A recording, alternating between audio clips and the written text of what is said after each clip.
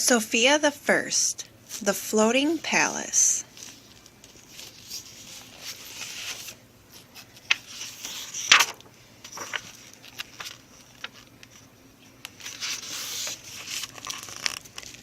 I'm Sofia, and I love being a princess. For our summer vacation, my family is visiting Murillo Cove on our boat.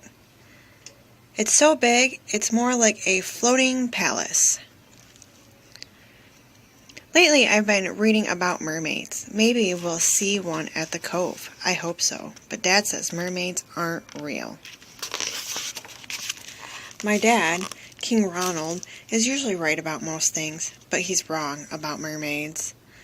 Because when I go into the deck of our floating palace, there she is, a real live mermaid.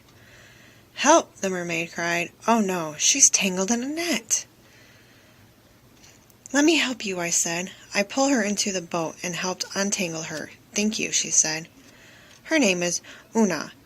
She's really nice, but when she says she has to go, we're not supposed to spend time above the water, she explains. But when Una gets into the water, she can't swim. Her fin is hurt. So I slid into the water to help her. My illuminate glow, and I turned into a mermaid. I can't believe it, and neither can Una. How did you do that? Una asked. I tell her about my magical amulet. Una has a comb that's enchanted too.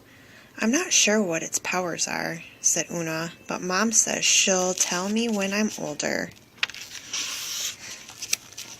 I help Una swim toward her home on the cove. We swim past a kelp forest, a cool sunken ship, and hundreds of beautiful fish. When we get near Una's home, I meet her friend Sven, the seahorse, and her big sister Cora. They use moon kelp to heal Una's tail.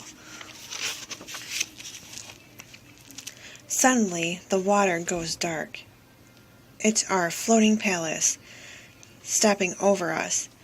When we hear Una's mom calling her and Cora home, Una's mom is the mermaid queen. I'm so glad you're safe, she exclaimed. A human vessel is in the cove, and humans are dangerous. But I'm not dangerous, and neither are my family. Queen Emily doesn't know that, though. And she wants us to use her magic trident to create a powerful storm, one that could blow the floating palace out of the cove, or maybe even sink it. My family is on that ship. So I tell the queen that I'm a human and I can get the ship to leave. Please don't sink it. Just give me a chance, I say. Luckily, the queen agrees to let me try. Una and Cora wish me luck. I start swimming back to the floating palace. Suddenly I hear Una calling my name. Oh no, a horrible, hideous sea monster is chasing her. She wants her enchanted comb. I swim after them as fast as I can, but then they enter the kelp forest. Una, I cried. There's no answer. I rush back to tell Queen Emily what happened, and she tells me I have till sundown to rescue Una. The queen says if I can't, she'll sink the floating palace. I swim back to the floating palace. I need help, but my family doesn't believe me and believe in mermaids. So I gather some friends who do believe. Sven, Clover, and the seagull named Farley. Finally, we find Una. The sea monster has her trapped and it's about to steal her enchanted comb. I try to stop him, but he's very powerful.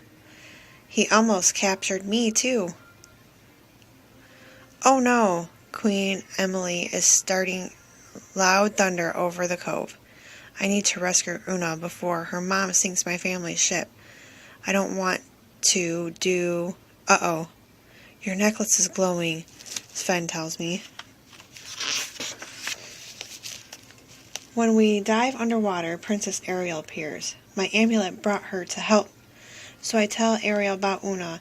I tried to save her, but you need more help, Ariel says. She tells me that humans and mermaids both love their families. And if we just work together... Now I know what to do. Sven and I find Cora and tell her about the sea monster.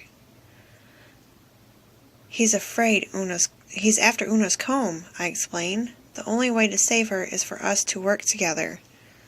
So Cora and I come up with a plan. Sven, Furley, and Clover help too.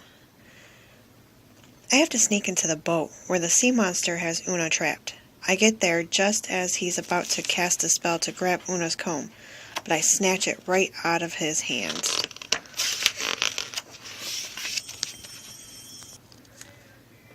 Give me the comb, and I'll let your mermaid friend go, the sea monster says. What if I don't? I say. Then I'll cast a spell on you and make you disappear. I stepped in front of Una's cage. Then I tossed the comb overboard where Cora is waiting to catch it. No, you don't, the sea monster howls.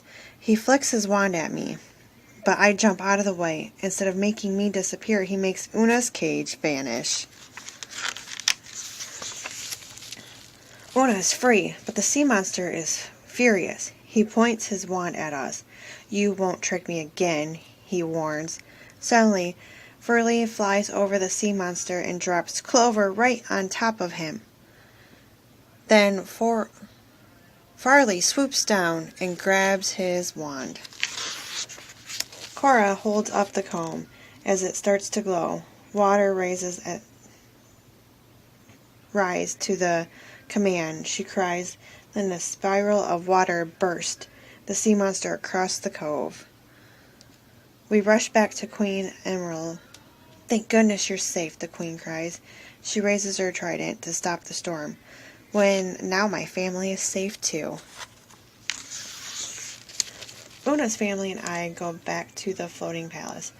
We can't wait for our two families to meet. Dad admits he never thought mermaids were real, but now he knows. I sat with Una and watched the sunset. She's a mermaid, and I'm a human, but I know we'll be friends forever. That ends.